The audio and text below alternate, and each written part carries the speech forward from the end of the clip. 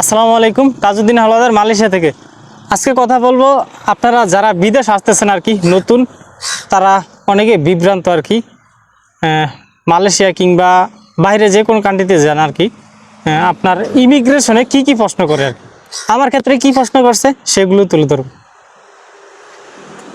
তো প্রথম আপনি বিমান থেকে নামলেন এয়ারপোর্টে নামার পরে আপনাকে যখন ইমিগ্রেশন কোর্স করতে হবে তখন আপনাকে বেসিক কিছু কোয়েশ্চেন করবে আর কি। যেমন নাম্বার 1 কোয়েশ্চেন করবে যে আপনি মালয়েশিয়াতে কেন আসছেন।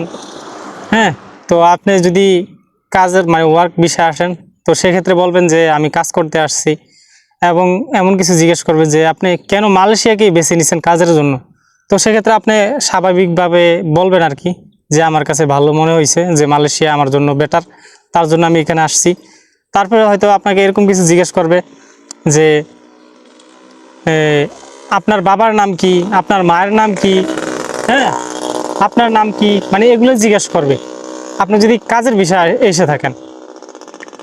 তারপরে আপনার থেকে সিগনেচার নেবে যে আপনি ফাস্টফুডে যেই সিগনেচারটা দিচ্ছেন সেম কিন্তু এখানে সেটা দিতে হবে। আমাদের ভিতরে অনেকেই কিন্তু ভুল করে থাকে যে ফাস্টফুডে একরকম সিগনেচার দিছে, এখানে এসে আরেক রকম সিগনেচার দেয়। তো সেক্ষেত্রে কিন্তু ইমিগ্রেশন বিভ্রান্ত হয়ে যায়। তো অনেকে কিন্তু এই সিগনেচারের কারণে কিন্তু দেশে ফেরত যাইতে বাধ্য হয় আর কি। তো তারপরে বিষয়টা হচ্ছে আপনার কাছ থেকে ফিঙ্গারপ্রিন্ট নেবে।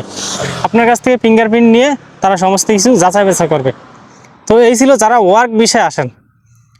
আর ট্যুরিস্ট বিষয়ে যারা আসতেছেন আর কি বা আসেন, তাদেরকে কি প্রশ্ন করবে? তাদেরকে প্রশ্ন করবে আপনি মালয়েশিয়াতে কেন আসছেন, কতদিন থাকবেন, এবং এখানে আপনি কোন হোটেল নিয়েছেন, বা আপনি কত ডলার নিয়ে আসছেন, আপনার কাছে মানে এভরিথিং, এগুলো সমস্ত কিছু জিজ্ঞেস করবে। এবং আপনার কাছে এটাও জিজ্ঞেস করবে আপনি অন্য অন্য দেশ রেখে মালয়েশিয়াতে কেন আসছেন ঘুরতে, মানে এগুলি আর কি জিজ্ঞেস করবে বেসিক। এখানে কোনো হার্ড কোনো কোয়েশ্চেনই করবে না, ঠিক আছে। আর হার্ড কোয়েশ্চেন করবে তখনই যখন আপনাকে দেখে তাদের সন্দেহ হবে, তখন হয়তো হার্ড কোয়েশ্চেন করবে। তো তখন হয়তো আপনাকে পুরা চেক আপ করবে, হ্যাঁ সমস্ত কিছু করবে এইভাবে আর কি।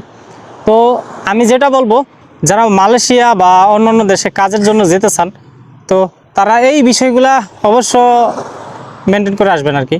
এখানে কোনো জটিল বা কঠিন কোনো কিছুই নাই। তবে আপনি যদি বিভ্রান্ত হয়ে যান তাহলে কিন্তু ইমিগ্রেশন আছে, তারাও কিন্তু আপনাকে আরও বিভ্রান্ত করব। তো সেক্ষেত্রে আপনাকে খুব স্মুথভাবে তাদের সাথে ডিল করতে হবে। তো এই ছিল আজকের ভিডিও। সবাই ভালো থাকবেন, সুস্থ থাকবেন। আল্লাহ হাফেজ।